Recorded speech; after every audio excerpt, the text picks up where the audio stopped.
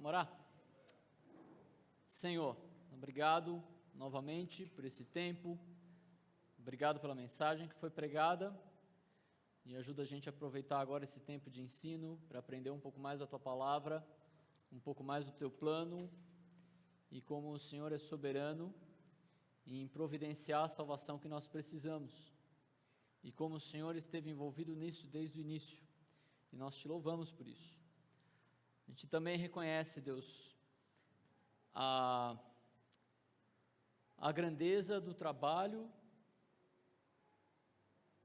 para alcançar pessoas e a nossa total dependência do Senhor para isso. E como nós somos pequenos diante dessa obra, Pai. Mas assim como o Senhor usou pessoas para grandes coisas, pessoas pequenas para grandes coisas, porque o Senhor as usou no Teu poder, que a gente possa confiar nisso também para a nossa vida, Pai. E que o Senhor nos guie nesse tempo, me ajude a ser claro naquilo que vai ser colocado e que seja proveitoso para cada um de nós. É o que eu oro em nome do Teu Filho Jesus. Amém. Muito bem, se você tem os seus cartõezinhos, se você lembrou dos seus cartõezinhos e você desenterrou eles de algum lugar,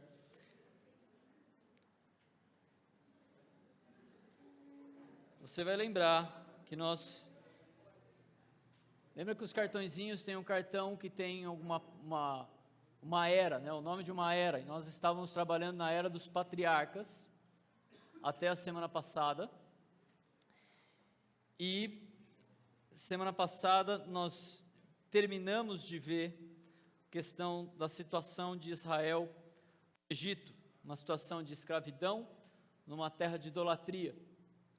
A gente fez alguma aplicação ali para as nossas vidas, tanto em relação à idolatria nas nossas vidas, como a possível escravidão ao pecado, a pecados que nós precisamos tratar na nossa vida. E hoje a gente entra numa nova era, calma, uma era, uma outra era, certo? Que é de Moisés. Bom, então você vai ver um cartãozinho azul ali de Moisés, e se os seus cartões estão na ordem correta, logo depois de Moisés vai aparecer o cartão da lição número 24, que é o que a gente vai começar a ver hoje. E no verso desse cartãozinho, onde você vê ali Moisés e uma sarça ardente, nós temos o Moisés chamado a liderar, e eu gostaria de pedir para alguém ler o conteúdo desse cartão para a gente introduzir essa aula. Quem poderia ler? O Rodrigo vai aparecer aí com o microfone aqui. Moisés chamado a liderar. Deus chamou Moisés para liderar os israelitas, guiando-os na saída do Egito em direção a Canaã, a terra que Deus já havia prometido a Abraão. O faraó, rei do Egito, mandou matar todos os meninos israelitas recém-nascidos. Pela intervenção da filha de Faraó, Deus preservou a vida de um bebê masculino. Este menino, Moisés, foi criado no palácio do faraó, mas teve que fugir do Egito quando matou um egípcio que estava espancando um hebreu, um israelita, que fazia parte do seu povo. Depois de Moisés passar 40 anos pastoreando ovelhas no deserto, o Senhor chamou Moisés para libertar os israelitas do Egito.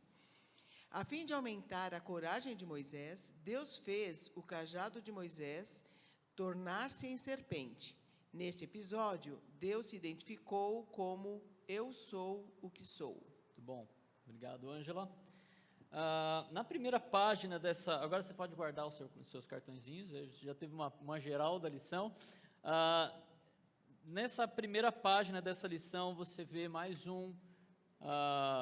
como se fosse aqueles cartões de anotação, e existe uma pergunta aí, né? Um comentário aí. Eu estou sem o meu livro, certo? Então vou pedir ajuda para minha esposa, para ela me emprestar o livro um pouquinho. Ele fala que Deus chamou Moisés para liderar os israelitas, guiando na saída do Egito em direção a Canaã, a terra que Deus havia prometido a Abraão. E aqui ele tem esse cartãozinho dizendo o seguinte, esse cartãozinho aqui embaixo, tá? 1.500 antigos deuses e deusas egípcios, conhecidos pelo nome. Cite 2 perguntas que pessoas que tenham vivido em uma cultura com 1.500 divindades poderiam fazer a alguém que viesse até elas dizendo que Deus o havia enviado para ser o líder de seu povo. Numa situação dessa, qual pergunta será que surgiria? Qual deles, né? Qual deles? Como é que você pode provar que é esse Deus? Ok? O que mais? Isso. Mas, isso. Qual Deus? Qual que é o nome dele ou dela? Existiam divindades femininas, masculinas ali. Então, quem é esse Deus? Como é que você sabe, então, que é esse Deus, então, que a gente tem que seguir? Esse é o tipo de dilema ali que Moisés enfrentou nesse chamado que ele recebeu. Mas para a gente entender um pouquinho, na próxima página tem um quadrinho meio amarelo em cima, dizendo, acho que é fatos importantes. Acho que eu vou ter que acabar comprando outro livro. E eu queria que a gente lesse Êxodo 1, 15 e o capítulo 2 como grupo e fizesse um breve resumo. O que aconteceu? A gente leu algumas coisas no cartãozinho ali, da Ângela leu algumas coisas, né?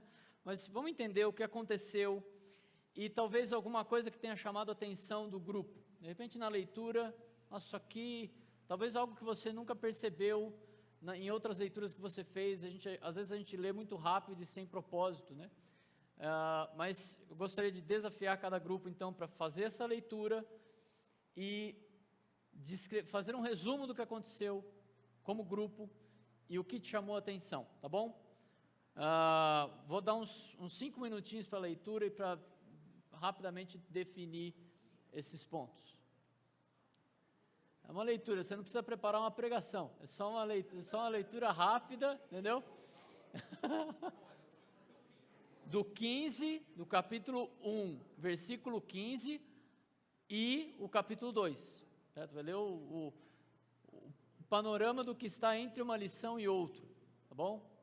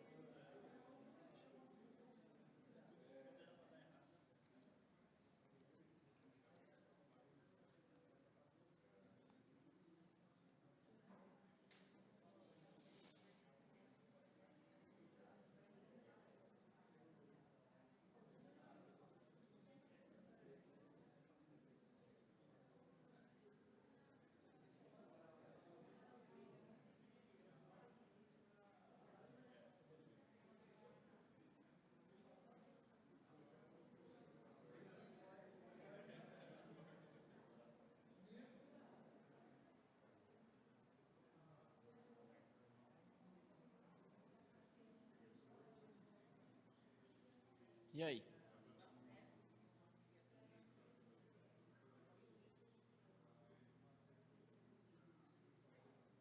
Conseguiram terminar a leitura?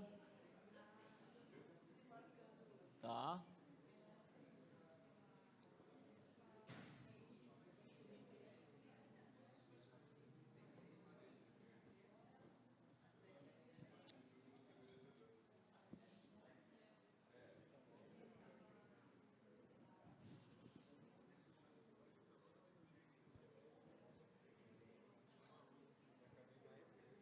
Tem algum grupo pronto para compartilhar o que observou e dar um pequeno resumo desse trecho?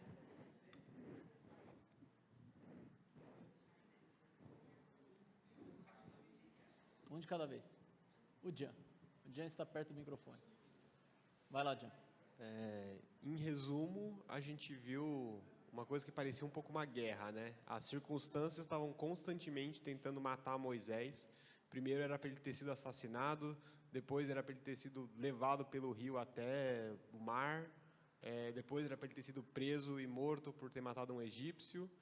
E ao mesmo tempo que tudo isso estava acontecendo, as coisas sempre davam acontecer alguma reviravolta, davam um jeito de esconder ele por 3 anos, alguém achava ele na beira do rio, ele conseguia fugir. Então a gente vê Deus sempre cuidando de Moisés, levando ele para onde Deus queria.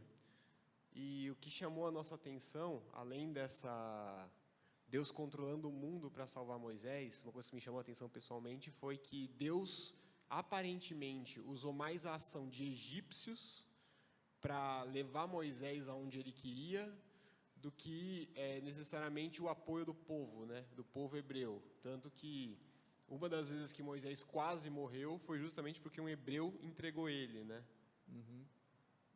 Ok. Você falou basicamente até aquela parte que você foi falando e comentando, mais ou menos até aquela parte que ele foge, né? Que ele ok. E como é que continua? Alguém gostaria, algum outro grupo, como é que continua a história ali? O que ele faz depois, o que acontece depois? A gente tem a escravidão, o assassinato dos meninos ali, um detalhe também, as parteiras, né? As parteiras decidem desobedecer, e ele fica ali no rio, a mãe coloca ele no rio, ele é resgatado pela filha do faraó, e depois, quando ele já está crescido, acontece esse evento dele vingando um hebreu ali, e depois, quando ele tenta separar os hebreus brigando, fala assim, mas você vai fazer igual você fez com o egípcio? E aí, o que acontece depois disso? Tudo bom? O Rodrigo Tudo ficou bem. olhando para mim, não sei porquê, né? Mas você entendeu. Acho que ele acha que eu gosto de falar. Que bom que você entendeu. Vai lá. A gente começou a discutir, alguém fez a leitura de uma maneira bem demorada aqui no grupo, e a gente acabou que conseguiu discutir um pouco só, mas a gente notou uma coisa bem evidente, né? Como, além, assim, também do que o já falou, né? Como Deus cuida de Moisés, mas também Ele está cuidando de um povo, né? Deus está tirando uma pessoa através de eventos fantásticos, né? Através de coincidências impressionantes, digamos assim, detalhes específicos, mas o que está sendo narrado é Deus cuidando de um povo, de uma aliança que Ele fez com Abraão, Isaac e Jacó e a sua descendência, né? Então Ele tira um menino, né? Ele está controlando a situação, controlando hebreus e egípcios e todas as nações, né? A gente vê a soberania de Deus em tudo, e esse menino ele é retirado ali. Tem um detalhe, né? O faraó dá uma ordem que é descumprido pelas parteiras, e Deus cuida das parteiras, abençoa as parteiras. O faraó depois dá uma ordem, e aí a mãe do menino consegue livrar o menino através de um barquinho que foi, né, da mesma forma, alguma tecnologia ali, o betume e tudo mais, foi protegido o barquinho. Ela ficou observando esse menino no rio, descendo e tal, né?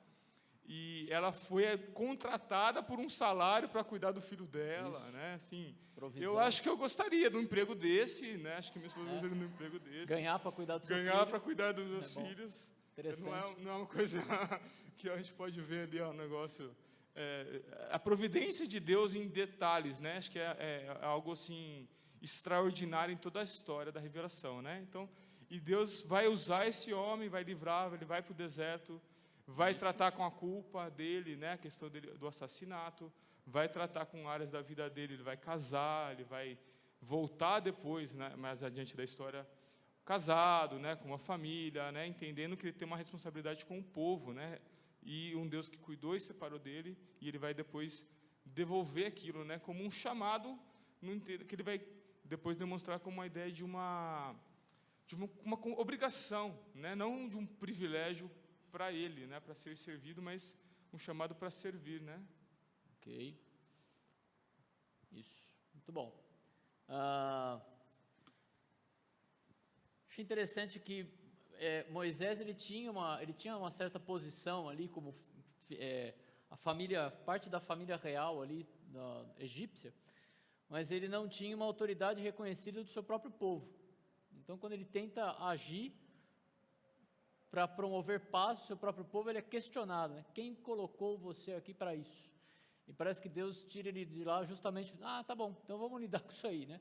E ele volta 40 anos depois, a gente vai ver que ele volta com a autoridade, porque Deus está colocando ele para fazer aquilo, né? Não mais na sua força, não mais no seu, como algo que ele queria fazer, mas algo que ele tinha, obrigação que ele recebeu, como o Gustavo colocou aí. Muito bom. Muito bem. Só para a gente entender um pouquinho, né, o que acontece, essa fuga de Moisés para o Sinai. Então ele sai aqui do Egito, ele vai para a península do Sinai, algo em torno de 600 a 700 quilômetros, né? Então o pessoal da cardio aí, certo? Foi uma bela de uma caminhada que ele fez no deserto ali, naquela região, e ele vai, e tudo isso, esse chamamento dele se dá nesse monte Horeb, ou no monte Sinai, tá bom? Uma outra coisa interessante, eu tenho trazido algumas coisas para a gente entender como isso se relaciona com questões de arqueologia e tudo mais, para a gente ter também reconhecer, né, como Deus é bom em ter pessoas que estão olhando para esse tipo de coisa.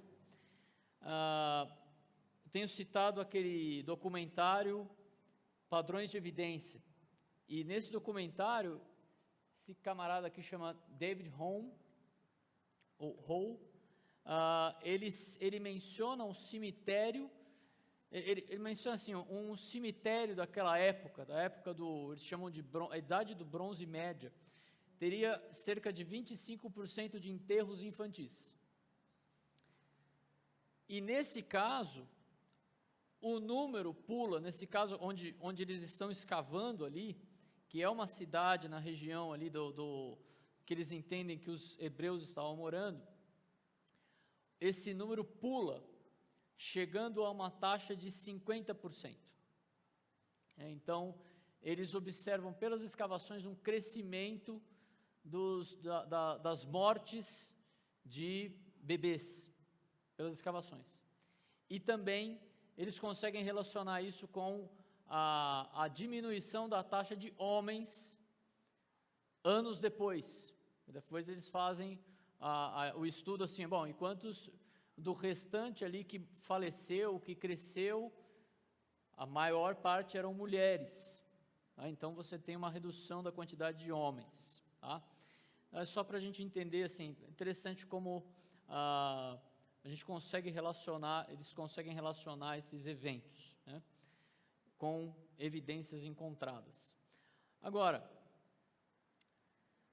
aí a gente vai partir para a leitura propriamente do texto do livro, que é Êxodo 3, 1 a 10. E eu queria que a gente respondesse essa pergunta: quem apareceu a Moisés? Tá bom? Então, como grupos, 1 a 10, e quem apareceu a Moisés? Olha que bonito. O Lucas pegou, tudo bem, deixa quieto.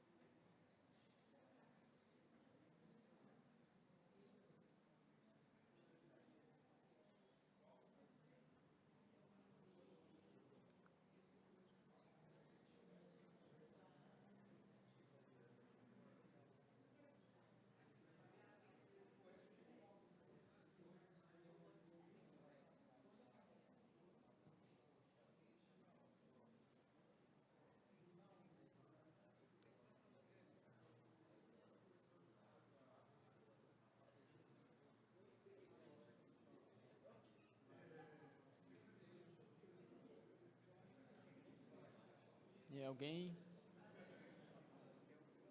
quer responder a pergunta, quem falou com Moisés?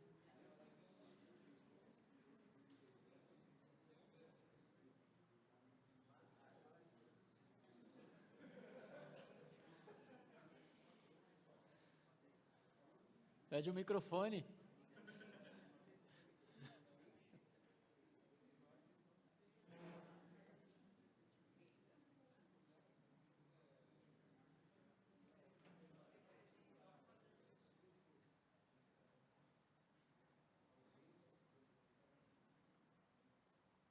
Som.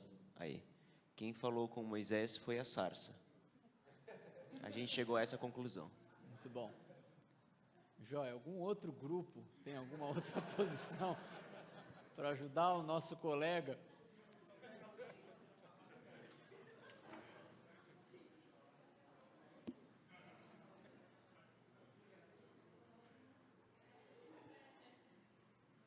Alguém mais? Eu vou começar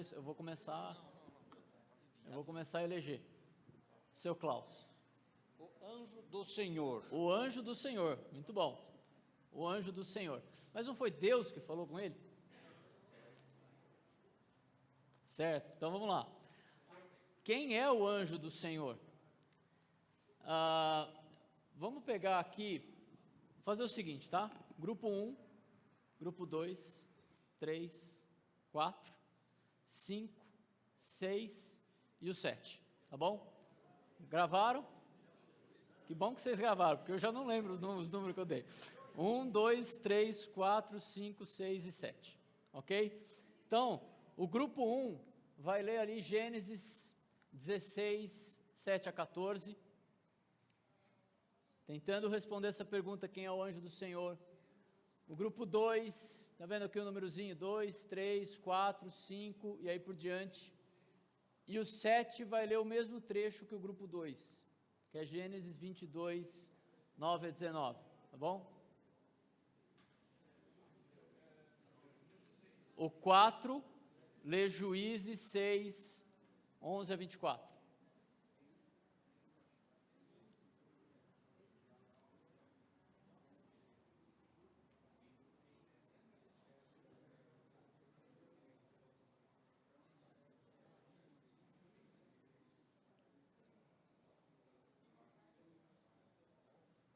Grupo 5 vai ter um pouquinho mais de trabalho aí.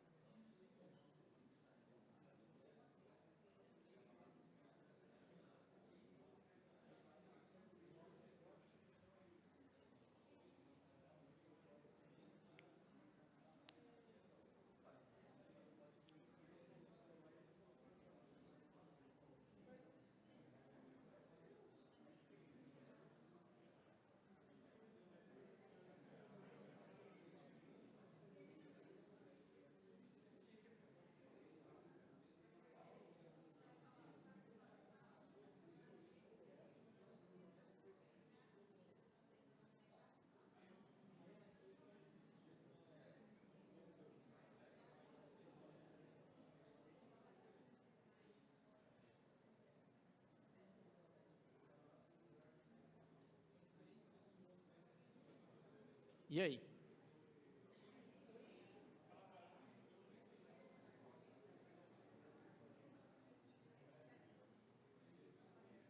Quem é o anjo do Senhor? É a sarça, Micael?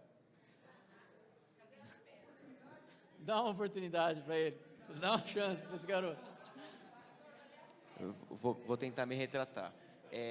As pedras estão aqui no estacionamento. Tem duas coisas que acontecem. A maioria das vezes que aparece a palavra anjo do Senhor, geralmente, esse ser anjo do Senhor, ele aparece e ele fala em nome de Deus. E aí, a gente estava até conversando, eu conversei um pouco com o Vini, com algum pessoal, em algumas pregações já ouviu que esse termo anjo do Senhor, no qual se fala, ele fala através de Deus, poderia ser a manifestação do próprio Senhor Jesus, visto que nenhum homem jamais viu a Deus. Então, não seria um aparecimento físico de Deus ali, mas um aparecimento de Jesus numa forma humana. Ok? Alguém mais? Agora se retratou, hein? Oh. Melhor que a sarça. Alguém mais? Alguém entendeu que o anjo do Senhor é alguém mais além de Deus? Ou reconhecido como Deus?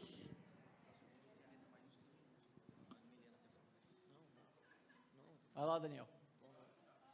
Vai lá, Daniel. É tímido, é. Alguém do grupo gostaria de falar em nome do Daniel? A Milena, vai lá. A gente estava conversando, eu não sei, aí o Rômulo pode responder, que toda vez que a gente vê na Bíblia o anjo do Senhor, anjo com letra maiúscula, parece estar se referindo a Jesus, que é diferente de quando Deus manda outros anjos e a letra ali é minúscula, pelo menos nas versões mais antigas da Bíblia, né? Isso. Na NVT não tá, mas na ARA tá, assim. Então, Luke, vai lá.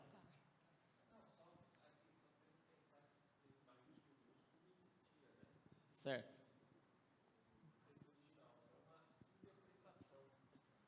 Ela pode estar certa ou não, né? É só isso.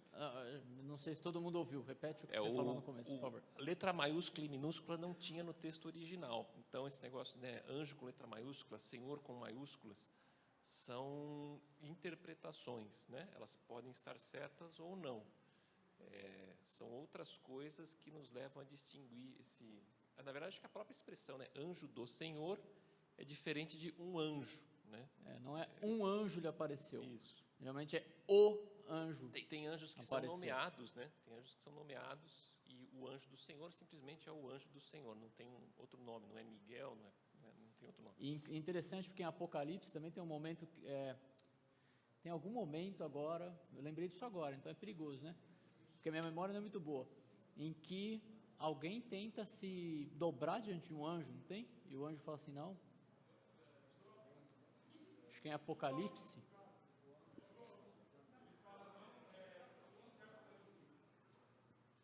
Mas fala para João, né?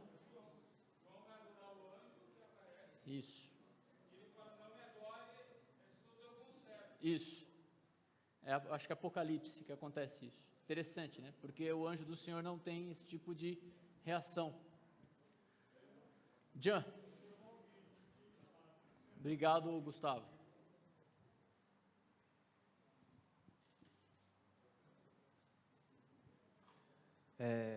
O anjo do Senhor, quando ele aparece, ele fala em nome de Deus, mas ele não fala em nome de Deus como, por exemplo, um profeta falaria. Ele não fala assim, diz o Senhor. Ele personaliza. Ele fala pessoalmente, ele fala, eu sou quem tirou vocês do Egito, eu sou quem fez aliança com seus antepassados.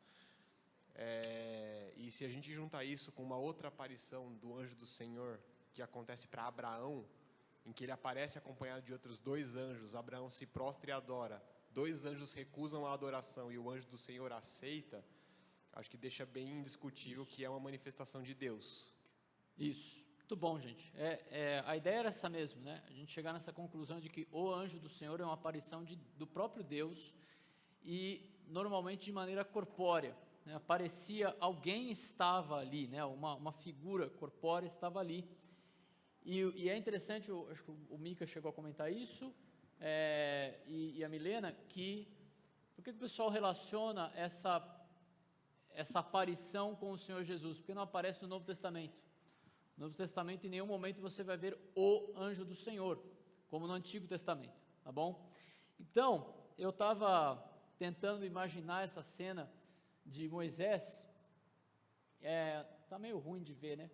Mas esse é um quadro de Sebastião Bourbon, tá lá em São Petersburgo, uma região bem tranquila. Se você quiser visitar a Rússia e ver lá acho que é o Museu Hermitage, se você quiser ir lá, passando pela Ucrânia, claro, você pode ver esse quadro lá. E é muito interessante porque você tem Moisés aqui, a sarça, com uma figura humana como que se projetando da sarça. É claro, né, gente, isso aqui é um quadro, tá bom? Eu não estou falando que foi exatamente isso que aconteceu, mas quando eu imagino Jesus falando com Moisés ali, eu imagino uma forma corpórea ali, falando do meio da sarça, tá bom? Eu não imaginei só aquela arvorezinha pegando fogo. Não morro por isso, mas enfim, quando a gente vê o anjo do Senhor, normalmente ele estava falando com as pessoas com um corpo, tá bom? Vamos parar por aqui hoje e eu vou orar para a gente encerrar, tá bom? Senhor, obrigado, Pai, porque nós podemos olhar pela sua palavra que o Senhor agiu de forma sobrenatural, usando pessoas que eram do Senhor e pessoas que não seguiam ao Senhor, inclusive, para cumprir o seu propósito no seu povo. E a gente pode confiar, Deus, que o Senhor estava agindo em unidade em todos esses momentos. E é muito bom, Deus, a gente exalta o Senhor por isso, reconhecendo como o Senhor é bom e como o Senhor tem o controle de todas as coisas e como isso é reconfortante para nós, que por tantos momentos, por muito menos, a gente se desanima. Nos ajuda, Deus, a olhar, por exemplo, o desafio que nós temos de alcançar pessoas e o desafio que nós temos de alcançar a nossa cidade, o estado, o país e o mundo, na confiança e na certeza de que o Senhor é soberano para inclusive nos usar, apesar de nós. E que essa sua soberania e poder nos anime, nos ajude a olhar para esses desafios, na certeza de que o Senhor fará aquilo que for da sua vontade e nos colocarmos à disposição para fazer isso. É o que eu oro em nome do teu Filho Jesus.